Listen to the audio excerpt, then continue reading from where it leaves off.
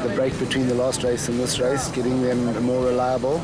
And hopefully we've done sort of almost a full race test up until now, and we haven't had problems, so I think our reliability is there, and obviously we've put it on pole, so we're looking for a good result today. With the tension and excitement starting to build, first car away was the futuristic-looking Century Racing CR4 of Mark Corbett and Rudy Balzar. A first-time out win for Corbett and Balzar on the Donaldson Prologue to determine grid positions was a major early boost for the team.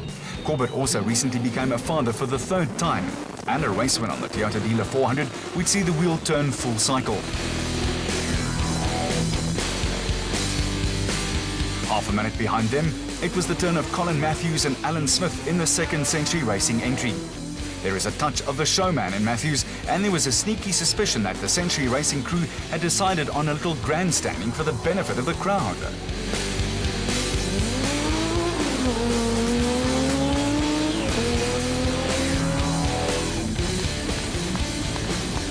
The punters loved every second of it, but there was a far more conventional approach to the first corner from former South African champion Duncan Force and Rob Howie, who were in pole position in the Team Castrol Toyota Hilux in the production vehicle category. There were also no fireworks from last year's winners Johan van Staden and James Rousseau in the Atlas Copco Bat, and reigning South African champions Cully and Quinton Sewald in the Elegant Fuel Bat. The Atlas Copco Toyota Hilux of Gary Berthold and Andre Vermeulen was the second production car on the road, with the scene set for a dramatic day of off-road racing.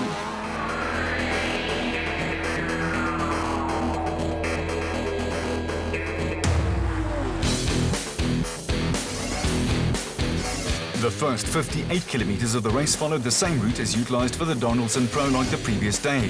With a clear road ahead of them, Mark Corbett and Rudy Balzar could push hard in the new Century Racing CRV, designed and built by Julian Hardy. It was soon evident that water and mud were going to play a major role in the day's proceedings. There had been no early race drama, and the gap between Corbett and Balzar and their teammates Colin Matthews and Alan Smith was still pegged at exactly 28 seconds.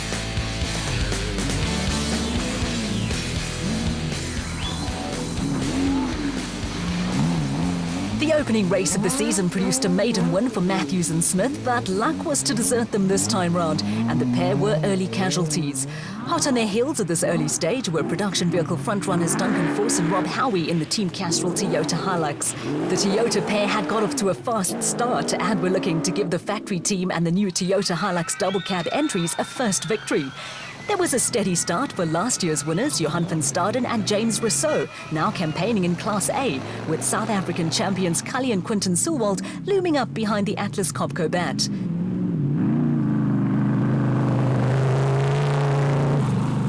Next up were Gary Berthold and Andre Vermeulen in the Atlas Copco Toyota Hilux, with the father and son pair of Herman and Wichard Sewald hot on their heels. And you had to feel sorry for the Special Vehicle Brigade, with crews taking a bath at every river crossing. There was also a steady start to the day for Hannes Grobler and Henny Terstegen in the RFS BMW. They're far too experienced to get caught up in early race foolishness, and patience is a commodity often in short supply in off-road racing circles. Ahead of the BMW, Herman and Wichard Sewald were already running into a gearbox problem that was to plague them all day long. That saw Grobler and Terstegen move up a place, with the pair now having to battle with the long grass that made visibility difficult and put added pressure on co-drivers to stay on the correct route.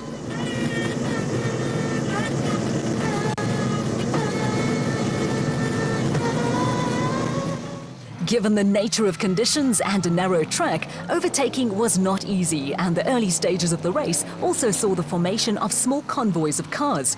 Nick and Ryan Harper were at the head of one such train of cars, with Marius and Yolinda Fourie right behind them. The Fouries were followed by a trio of SP class entries, with the Baden Tyre Services Missa Navarra of Thomas Rundle and Jean Moore running ahead of the International Toyota Hilux of Jannie Visser and Joks Leroux, and the Unifreight Ford Ranger of Kobus van Tonder and son-in-law Freddie Krill. Bringing up the rear were Naeem Musaji and Rehan Bodhania, and the Castrol Toyota of Anthony Taylor and Chris Birkin.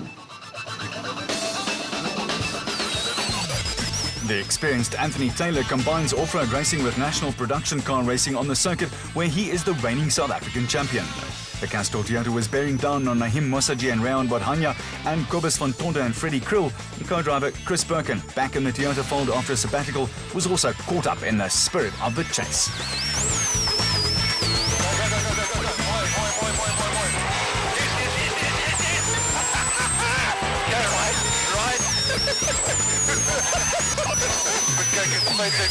Going to another hot ride here. I love it when the plan comes together.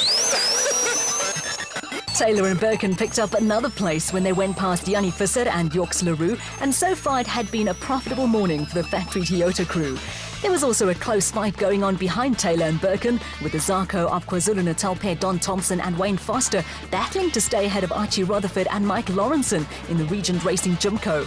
The two Class P crews were being closed down by brothers-in-law Mike Whitehouse and Matthew Carlson, who have a reputation for consistency in the Regent Racing Nissan Navara.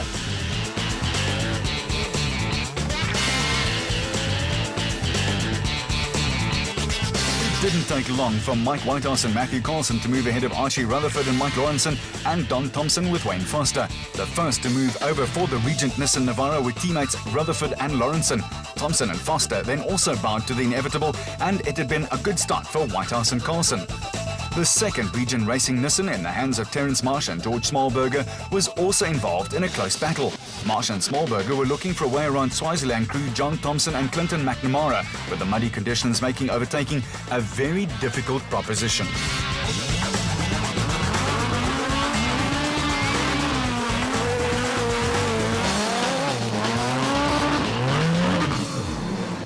The father and daughter combination of Kutsia and Sandra Labuskaghni were comfortably leading Class B in the race on Exarco and were running at the front of a small train of cars.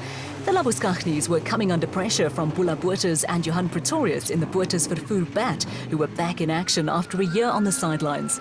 Right behind Buertes and Pretorius were Jacques Wheeler and Siegfried Rousseau, former SA champion Evan Hutchison and Dani Stassen, and KwaZulu-Natal pair Clint Gibson and Gary Campbell.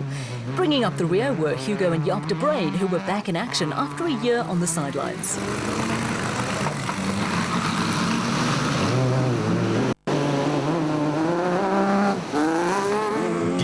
From the route on the Donaldson Prologue cost the Motorrad Revo pair of Evan Hutchison and Dani Stassen a good grid position, and they were having to fight a rearguard action. They bombed past Jacques Wheeler and Siegfried Rousseau and were then hit by a puncture at the exact spot where Thomas Rundle and John Moore were also forced into a tyre change.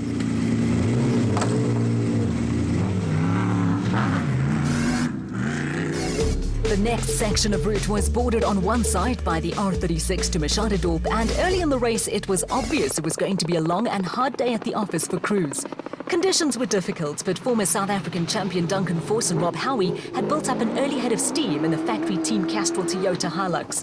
With teething problems with the new double-cab models looking to be under control, the Toyota was now running at the front of the field, with Force and Howie looking to be in an early comfort zone.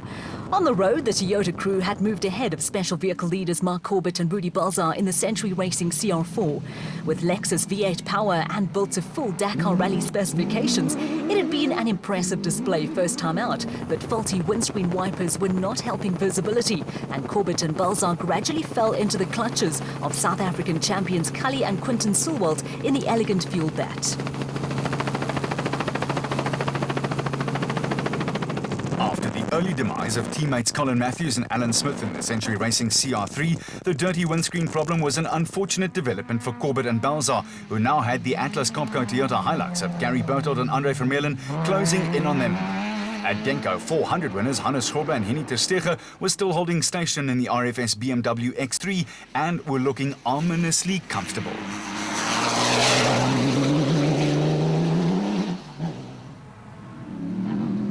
The second Team Castrol Toyota of Anthony Taylor and Chris Birkin was locked in battle with the motor white bat of Nick and Ryan Harper. It was a battle that would eventually end in tears, with Taylor and Birkin forced to retire with a damaged radiator. The Castrol Toyota was desperate to get past the motor white bat, and inevitably there was contact between the two cars. A solid tap in the motorrad bat's nether regions had the desired effect, but it came at a price, and a few minutes later, Taylor and Birkin were in trouble. Spewing water out there. We're gonna have to stop. Rather than risk a blown motor, Taylor and Birkin were out of the race with the factory Toyota Challenge cut by half. The Harpers then rubbed salt in the wound by sailing serenely past the stricken Toyota. On an off-road race, wide open spaces with plenty of spectators means water or mud.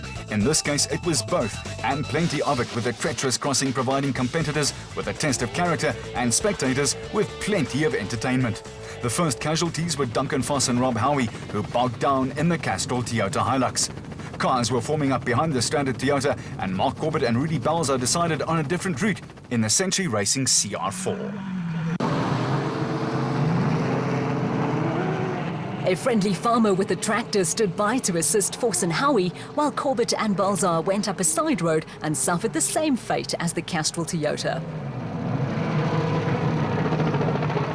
The area now resembled a battlefield littered with stranded cars or those waiting their turn to try and beat the mud and slush.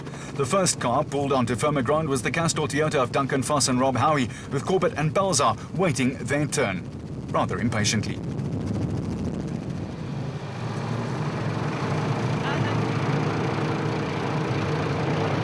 It is an off-road racing anomaly that river crossings and mud holes can produce contrasting fortunes for crews. While some get hopelessly bogged down, others cruise through the toughest obstacles. For Cully and Quinton Sulwalt in the Elegant Fuel Bat, it was a piece of cake. There are also contrasting approaches to the problem. Some crews favour the more cautious method, while others attack the obstacle with all guns blazing. Gary Berthold and Andre Vermeulen belong to the latter school of thought, and on this occasion it was effective, and the Atlas Copco Toyota pair were able to rejoin the fray just behind Duncan Foss and Rob Howie.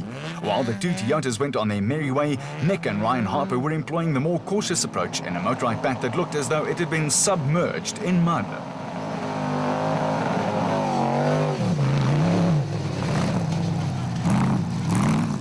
Behind the Harpers, it was the turn of Herman and Vichard Sulwalt to tackle what appeared to be the favoured route through the thick mud.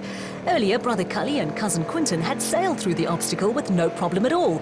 This time around, it was not so easy. The father and son pair had a few anxious moments before the Sulwalt Racing SVR managed to find some traction and clear the obstacle.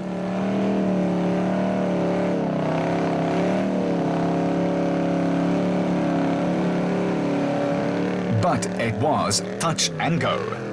The Sulwalts were joined on firmer ground by the Century Racing CR4 of Mark Corbett and Rudy Balzar, who decided enough was enough and that no windscreen wipers was just too much of a handicap. In quick succession, the Max's tyre right porter of Limpopo pair Naim Mossaji and Rehan Badiania and Class B crew Marius and Yolinda Fourie made light work of the obstacle, with a large crowd getting their money's worth in entertainment. Hannes Grobler and Henny ter Steeg had waited patiently for their turn, and there were no problems for the RFS BMW crew who'd been around the block a time or two and have all the t-shirts.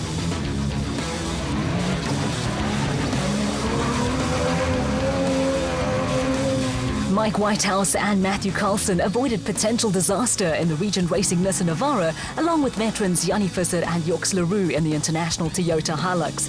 Visser and Leroux don't often see these conditions around Vryburg in the Northwest Province, but were coping well. Also enjoying the action in more leisurely fashion were Toyota SA President and Chief Executive Officer Dr. Johan van Zyl and Leidenburg Toyota Dealer Principal Fani Erasmus and his wife.